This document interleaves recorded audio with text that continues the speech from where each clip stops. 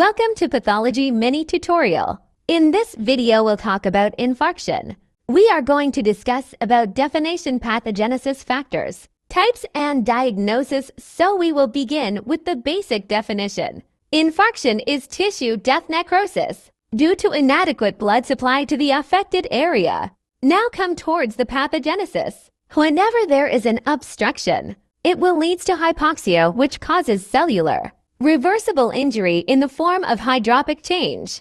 If it is not treated, it causes irreversible injury, which causes necrosis or tissue death. Now look at the various factors which affects the severity of disease. It could be general and cardiovascular status, anatomic pattern of arterial blood supply, tissue vulnerability, rate of occlusion or extent of occlusion.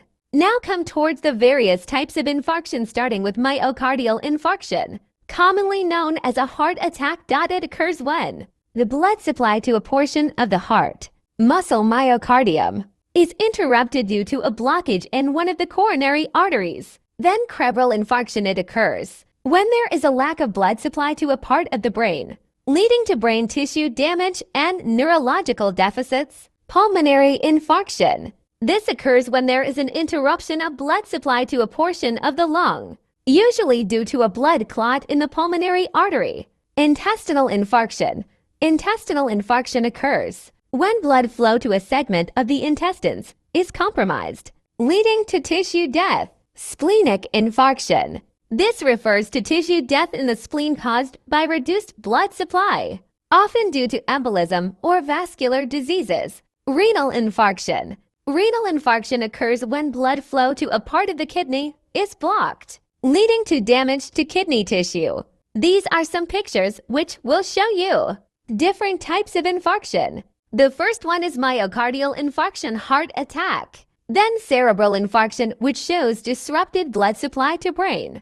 Pulmonary infarction, which shows embolism. Intestinal infarction, which shows infarction bowel. Renal infarction, which shows blockage of blood flow to kidney through ultrasound. And in last, splenic infarction, which may occur due to some vascular changes. And in last, now we are going to discuss how to diagnose this disease. There are several general methods for the diagnosis, which are as following. First one is MRI, magnetic resonance imaging, then CT scan, computed tomography, ECG, electrocardiogram, echocardiography, coronary angiography, cardiac stress test. Thanks for watching the video. If you find this video informative, then must like and share the video. And if you have any questions regarding the video, then comment below.